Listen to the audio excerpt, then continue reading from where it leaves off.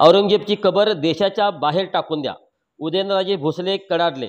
ज्यांनी अशी वादग्रस्त वक्तव्य केली त्यांच्यावर कारवाई झाली पाहिजे. कायद्यात बदल करणे गरजेचं आहे. असं बोलणाऱ्यावर अजामीनपात्र गुन्हा दाखल केला पाहिजे आणि अशा लोकांना जास्तीत जास्त शिक्षा झाली पाहिजे, अशी ही मागणी उदयनराजे यांनी केली आहे.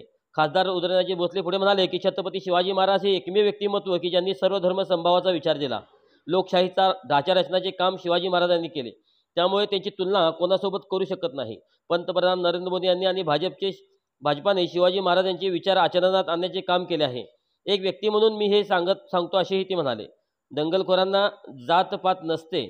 नागपूरच्या दंगलीचं कोणीच समर्थन करू शकत नाही. दंगलखोरांना जातपात नसते. सर्व धर्म समभावाचे विचार देशाला पुढे घेऊन जातात.